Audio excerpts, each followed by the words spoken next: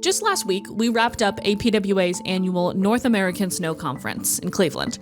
While nearly all of us in North America are out of the winter threat, and will be for quite some time, it's no coincidence that this event takes place in the middle of spring. As we learned from 4 passionate winter experts in today's episode, snow and ice planning is a year-round endeavor, and with summer quickly approaching, right now is actually the perfect time to start the process of ensuring that next year's winter is a success. Winter planning is a year-round process. It never stops. And it should never stop. There's not a day goes by that I don't talk about snow somehow, some way, some form. That was Shane Mark. He's the Assistant Director of Public Works in the town of Needham, Massachusetts, a suburb of Boston. The spring and summer months give public workers a chance to step back, catch their breath, look back on what worked and what didn't. It's a time to prep equipment, issue inventory and stockpile checks, review contracts, training schedules, route plans, and so much more. Clonch is a consultant specializing in winter operations who has spent 3 decades in public service. She told us when snow removal is done right, it can be the defining characteristic of your agency. I always refer to snow and ice control. It is a signature event of the agency. It is typically a collective event of the entire agency. It certainly reflects on the entire agency. While it's true that winter preparation should be a year-round endeavor, it's even more true in areas like Minnesota or Alaska for obvious reasons. Here's Matt Morium, Public Works Director for the city of Shorewood, Minnesota, just outside of Minneapolis. You have those, sometimes difficult conversations of, hey, what went well, what went bad? How can we work together to change these things? So having those conversations fairly soon after the season is best. When you have to ensure that airways are clean, you go to somebody like Dan Chalker, the chief of maintenance at Fairbanks International Airport for the Alaska DOT. This time of year, here we are not thinking about winter again, hopefully for a little bit, but you need to be able to look at your equipment and identify the issues that you had over the winter. What were some common problems that we continue to have? Welcome back to Public Works Radio, the official voice of the American Public Works Association. It's hard to think about snow in July. Getting into a winter mindset when it's sweltering hot outside just doesn't seem natural. But there's a core group of public workers throughout North America that do just that. And in this episode of Public Works Radio, we're telling their story. What should an agency be thinking about in spring and summer for winter ops preparation? Well, that's a very good question. Because a lot of times people think winter operations is only winter, don't they? For those of us who work in snow and ice control, we know that that's anything but the truth, right? There's a lot to think about, both short-term and long-term when we're looking at winter operations. Winter operations as a program is no different than any other major project that an agency or an entity would undertake. So it should be the same way with winter operations. And absolutely, it is a year-round project, right? As we come out of the winter, it's extremely important to look back on what took place, what worked as well as what did not work, right? And then as we go into planning, there are definitely things that we will be doing throughout each season up to and including into the next winter season. I always like to refer to it as, if you haven't done this, do this. Create yourself a calendar, just a list of what has to be done, who's going to do it, and when is it going to be completed, right? And I say this because, as simple as it seems, if you don't do it, things are going to fall through the cracks. Regardless of where you are, winter operations is a 12-month operation. Spring, summer are super important for doing seasonal debriefs. Fixing equipment issues is probably one of the most important parts, and along with that, purchasing replacement parts, getting your inventory and salt stockpiles up, renewing salt contracts. At least for Minnesota, we've already gone through the process of renewal. That actually happens kind of towards the end of the winter for the next winter. So it's a little tricky, but there's a lot of things that are going on, a lot of moving parts, but as long as you can stay ahead of that as much as possible, everything should be, fairly reasonable once you get to the fall and everybody's job is super busy. And then lastly, I would just say updating winter operation routes and plans and all the staffing that goes along with that. Shorewood, we're not growing much, but there's a lot of cities that are growing. And so adding in new routes, new streets. We typically, as a public works department, and I think this holds true for most agencies in the U.S., is We go from one extreme to the other. We go from winter extreme to construction extreme, back to winter extreme. And it seems oftentimes there are no in between. As we're wrapping things up, and most of the country now is out of the winter threat, we're out of the winter, we're putting the equipment away, is making sure that we take time to stop and put the equipment away correctly, making sure that we're doing a top to bottom analysis of that equipment, washing it, getting all the salt off it by using salt neutralizer, writing all those things up so that our mechanics have a shot to fix it before winter comes. Again, and it was funny because I said that it seems like every storm, the first 2 hours of the storm in a shop is filled with wiper blades and broken plow blades. And those things are very easily avoidable. We just have to take time to prep our equipment. So I would say first thing an agency needs to make sure they're doing is putting their equipment away properly. Second thing I would advise agencies to do is take some time before you move into your construction mode and do a winter debrief and really be honest with each other during that debrief. And I would encourage you to involve your operators as part of this process, because truly the most valuable person in your operation is the man or woman behind that plow blade, behind that plow truck. They're the ones that really see everything that happens because they're living it. So pull those operators in and get the feedback on what went right, what didn't go correctly, and make sure that you're sustaining the things that went correctly by enhancing those. And then the things that didn't go right is being able to put your ego aside and making it an environment that creates psychological safety so that your operators can truly speak their minds and say what the problems were and know that they're going to be heard and that those problems are going to be addressed. Or if they can't be addressed, at least they're going to be explained why they can't be addressed. I think oftentimes as managers and as leaders, we forget that component. And we need to be able to explain it to them, try to get to yes within a reason. But if we can't, we can explain why we can't do things. But, I've realized that my ego is not my amigo. And I can't try to defend my actions when someone comes back and says something that I may not agree with. I need to take a time to stop, take some deep breaths, and really get to the root of what they're trying to say. Because oftentimes when our employees say something to us or the public says something about what we're doing wrong, they want to be heard, and there's a nugget of truth in there that we got to extract. So I would say do those debriefs, write all those things up, and then make a plan that through this summer you can work towards achieving those goals and improving those areas that are deficient or that didn't go so well in the winter. And how do you collect, feedback from your fleet managers, from the people in the plows? How do you go through that feedback or look back process? So your relationship with your fleet folks has to be strong. They're a key partner in this winter maintenance field.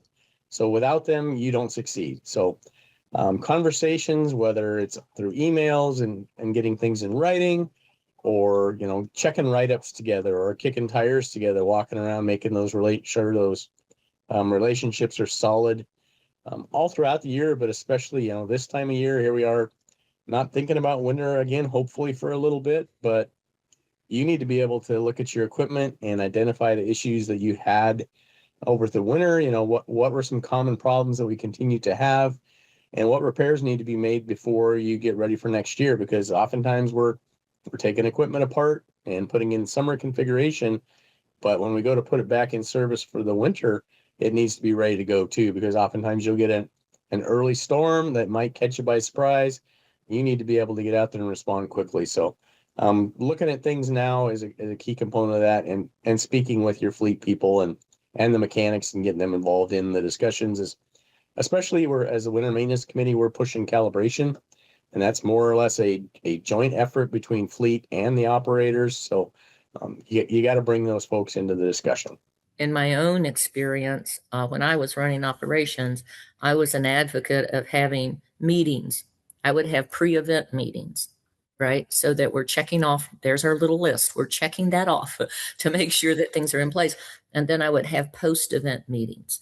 And those were very helpful in identifying both what went right as well as what went wrong, right? And identifying where we needed to maybe put some extra effort or pay some extra attention. And then there's a part of documenting that information and keeping good records of what goes on. And then as we come out of winter, it's doing a post-season report out, right? A review of the information, a review of what took place, and then sharing that communication. But you have so many people that are involved in snow and ice control. I always referred to snow and ice control. It is a signature event of the agency, not just a task that's left to maybe the highway department or the street department, right? But it is typically a collective event of the entire agency. It certainly reflects on the entire agency, right? And so if it's going to be important, then let's have it be important. And so that really elevates the need for that open communication protocol across all of these different divisions within any given agency. And you have those, sometimes difficult conversations of, hey, what went well, what went bad, how can we work together to change these things? So having those conversations fairly soon after the season is best, but ensuring that you have it. I would also state that, throughout the winter, when you have, if you have bigger events, having those debriefs is super helpful as well. Not waiting till the end of the season. So, maybe you can make those in-season changes or improvements to help with what you have going on with your operations. So we do after action reviews. The first after action review we do is with our management team. And so we'll pull in the key, what we call spotters or snow chasers. So those are the people that chase the routes and have the different roles and responsibilities, from hand crew to the public buildings to on-street routes. So we'll pull them in and we'll have a meeting with them, and we'll do the exact same thing that we just spoke about, where we'll ask them what went right, what didn't go so well. And what we try to do is, if someone says something didn't go well, we want to know how we can improve it. So let's not just bring a problem, but bring a proposed solution. Mm-hmm. And then our fleet management team is also part of that process. And then from there, we will have some meetings with the key staff of the plows. Our organization's very tough to get everybody together at once, just like every other public works department. So what we'll try to do is find those strategic employees that will provide us some honest feedback and have some meetings with them. And I really rely a lot on our working foremen, our frontline leaders that run those crews, because they're the ones that are out there giving those work directions each day. So we'll pull them in and get their honest feedback. It's always a little hard to ask somebody, like, what are other agencies doing wrong? But like, what's a mistake that you see from an agency that will put them behind for next season? Yeah, again, everybody is busy. So, I mean, public works, we're not just winter operations. We're, year round. Many of them, including us, we manage utilities year round. So I think just proper planning, proper planning for the resources that you need. We talked about materials, and just being able to do all of that in a timely fashion. I don't maybe see it as a mistake, but I think it's just something we have a challenge with. And so sometimes we're kind of behind the eight ball and like, oh, I need to do this, or what can we put aside so that we get all these things done. And sometimes maybe training or sometimes maintenance of equipment gets put off a little too late, to where that first winter event, you're going, oh man, I didn't do this. So I think it's just planning our time and our resources is a big one, because everybody's busy in public works. We never will have enough staff. Expectations are, increasing every year that goes by.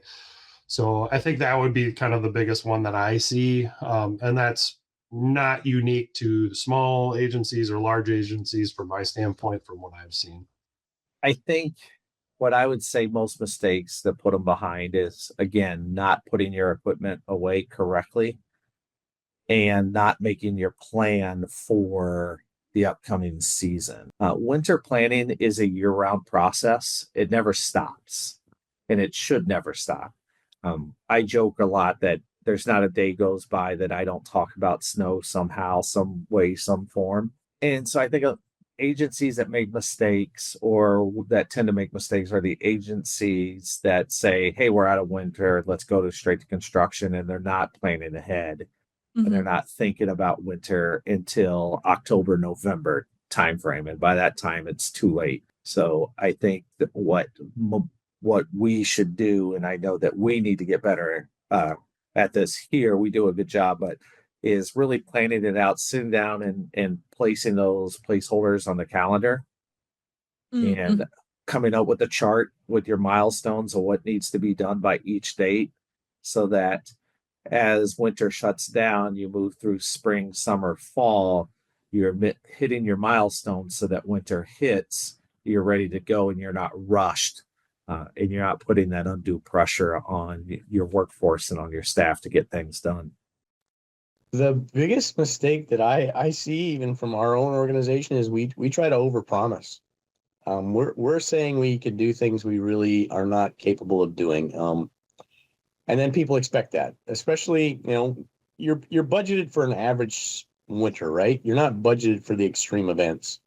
And we're seeing more and more extreme events, and they happen more frequently and regularly throughout the country and throughout North America. So that's when people need to understand that you aren't able to deliver that level of service that they expect when you have an extreme event. So telling that story ahead of time is really something that I think you need to get out there and get ahead of, and work with your public information folks to get that out there. And oftentimes just having to sit down with your people that you're serving. With me right now, it was with our airliners. How did we do with the airlines? Were they happy with what we did in this new job? So in the past, we would go out and meet with the public before we went into fall and say, hey, what did we do last year that you didn't like? What did we do that you did like? So having that public outreach, having that discussion will oftentimes lead to things that you might not have thought of that are good points for you to consider in you're putting together your snow plan. How do you approach training for winter when it might be hot outside and these staff are getting pulled away from their regular jobs, their Right. desk jobs, their phone jobs? How do you approach for training? I think that the training is one of the most important things that we can do, not only for our staff, but for our own selves, right? And for the safety and well-being and productivity of our program. And, it's true that, it's tough to get in the winter mode, when it's July. It's tough, but it is doable. And then I think, well, that begs attention to the fact of, what kind of training are we doing? So we want to make sure that we pay attention to that, that there's the training program has a great deal of relevance to the very work, the nature of the work that's being done. And so what does that mean? Well, that means it gives something of value to the person who's doing the work, right? It is something that can help them with their jobs. Their work is hard enough. So if we can give them something that they can see value in, I think that you can see an increased appreciation for that training, regardless of when it takes place. Gone are the days of throwing keys to a new hire and having them figure everything out. We continually hear stories from probably 20, 25-year veterans, maybe even less, of here you go, here's your route, have fun. Those days are gone. Staff are put into $250,000 plow trucks with technology. They need to be trained. They need to be properly trained. They need to be safe while they're out there, because what they do matters, whether it's the maintenance that they're performing or, God forbid anybody would ever get into a situation where there's an accident. They need to know how their equipment works so that they can minimize those times where they could be in those situations, unsafe situations. Even people that have been here 20 years have to go through the training. We make sure we do that. So try to get everybody on the same page, but training is a tough one. With budget reductions, training's, I hate to say this, but training's a lot of times the first thing that people cut. And I think that's a disservice to not only the operators, but also the public. So given, rising material costs, scarcity of materials, rising lead times for equipment, are there any alternatives that your agency is looking at for next season, or anything you're doing now to make sure that you aren't caught on the back foot in next season? I'd say the biggest thing, when thinking about this is ensuring that you have the most efficient operations as possible, which comes with good staff, training, all those things. We're looking at expanding our liquids program. We didn't before 3 winters ago, we did not have liquids. My staff developed kind of a cheap way to do liquids until we could expand our program, which will be happening over this next year. So having an expanded liquids program or a liquids program can help you with reducing some of those chloride usage. Looking at staffing and having better response to events can also kind of reduce your material costs, material usage. What was interesting this winter, and I think we saw this all over the country, was I don't necessarily want to say a salt shortage, but I would say a delay in deliveries of salt. Our agency, every storm when we use salt, we know on average how much salt we're going to use per storm. So what we'll do is we'll get on the phone or email and order that amount as soon as we know a storm's going to happen. So for example, if we know we're going to use 2,000 tons this event, we're going to order 2,000 tons so that at the end of the event we have it on order and it will come in. What we saw this year, especially January, February timeframe, is up to 3 to 4 weeks delivery time from the time that you ordered the salt to the time it was delivered. And lucky for us, we're at an advantage where we have a large barn and we have a large salt capacity. So we weren't too worried about it. But as the season progressed and we received all these frequent small storms. And what's interesting about these small storms is they take just as much salt as the larger storms do, and even more salt when they're the mixed precipitation or the freezing rain events. It seems like the last couple of winters that snow is coming on the back end of the season. Yeah. And as opposed to the front end of the season. And it's interesting for us because this was really the first winter in the last 5 or 6 years that we had a true New England winter. And so the question always is now, is this going to be the norm? Are we back to regular winters here in New England?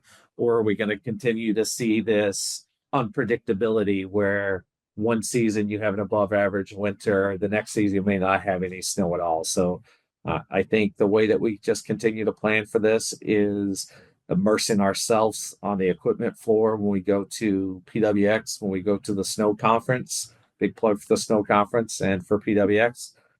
But immersing ourselves on that equipment floor, talking to the vendors, and programming the tools into our toolbox, such as road weather information systems, grip sensors, the combination spreaders, getting more aggressive with our liquids. So to have a toolbox that has many tools in it so that you could reach in and use the appropriate tool for the appropriate storm.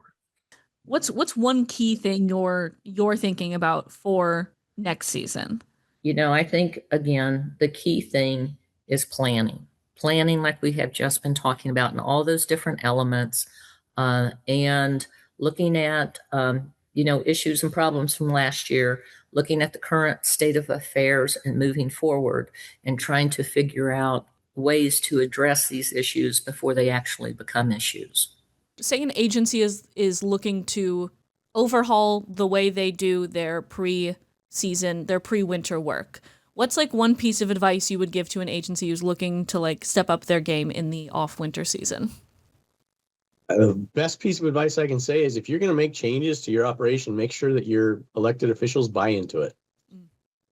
You do not want to surprise them with a change that they did not know about and they have to answer to the public for. Mhm. So once you get that policy change written that you want to change, make sure they have seen it, they buy into it, they agree with it, and then you roll that out. I know that our director for the international airport system wants to know when we make changes to our operations in the airfield or in the terminal. I'm over the terminal as well, so anything that we change, and I know her hot button topic a lot of times is the escalators. If the escalators go down, she wants to know about it. So I text her immediately if we have issues. So just keeping those folks involved so that they can support you and make sure that they know we're all on the same page. How do you create your like communication plan alongside your like, operational plan? Like, do you do preseason communications to help the public understand winter operations ahead of time? Or is the public memory too short? You'd have to start it during October, otherwise they'll forget it already. Like, what's your plan? Yeah, all of the above. We really kind of focus more in the fall just for the fact that what we found is, again, that analogy of going straight from winter to construction is no one's thinking about winter when Hmm. it's warm out, especially as April, May roll around and it's beautiful weather. You're not thinking about snow, so we don't do a lot of communication about snow during spring, summer. We'll start to target that in the fall, and so we have a variety of ways we do it. We use, of course, Facebook, Instagram. We'd like to kind of branch more into the Instagram, TikTok side of the house and do some videos. We're not great at the video components, but we'll post on social media, do a lot of those postings. One thing that our director and I do is in fall, usually October, first part of November, we'll get on our select board's agenda and we'll go in and we'll talk snow to the select board. We just remind the select board of our priorities and how we execute snow. And we remind them of our snow plan, provide the data, provide the communication in such a way that is digestible and understandable to the public. So last thing, is there like a question I should have asked? If we're talking inside baseball winter maintenance, is there something I should have asked but I didn't? I don't think there's a question that you should have asked that you didn't. What I would like to see is maybe perhaps what the public could ask is what is your biggest challenge as a snowplow operator? Mm. And maybe some understanding from the public because, for example, a windrow, when you're plowing, all the snow comes off the edge of the plow blade and it goes to the right because you want to plow from the center out. You always want to start in the center of the roadway and push it to the berm or to the gutter line. And you do that intentionally because you want to open up your catch basin so the water can drain. Or if you don't have drainage and you have ditches or berms, it can drain into there. That said, the way that we do this as we're plowing, we leave those windrows because we are pushing curb to curb. And residents will get quite upset because they go out there and they clean their driveways, they clean their aprons, only to have the plow come along and deposit a 2 foot by 2 foot Hmm. bank of snow there. And so I'm sure that many people listening to this podcast have had the same incidents where we've been given the one finger salutes or the snow shovels are thrown against the side of your equipment, um, or the resident will throw things out there to try to block your pathway. So, um, what I would say is just I would love if residents could maybe give us some grace, and in turn, we give grace to the resident as well. We're not putting the snow there intentionally. We're not doing it to try to tick them off or to be mean or anything. It's just a process of the snow and ice removal, and so. If they could give us some grace and some leniency and realize we're just trying to do our jobs and provide a level of safety, but then I also challenge us to do the same things as public works professionals is that when we do encounter an angry or an upset resident is to give them grace as well, because we never know what we're going through as humans, and what's going on or what may happen in their life. So just giving each other grace, and realizing that we're all going through this muddy mess of life together, and that we're all trying to figure it out, and just being kind with each other. And if we can just be kind with each other and try to understand each other from their point of view, I think that will make our jobs much easier, and it'll make our work more enjoyable and happy as well. Thank you for listening to Public Works Radio, the official voice of the American Public Works Association. And thanks to today's guests, Diana Clonch, Shane Mark, Matt Morium, and Dan Chalker. Make sure to subscribe wherever you get your favorite podcasts, rate us, review us, and forward it along to a friend. And don't be shy about dropping us a note over at podcast@apwa.org so we can hear your feedback directly. We'll catch you next time.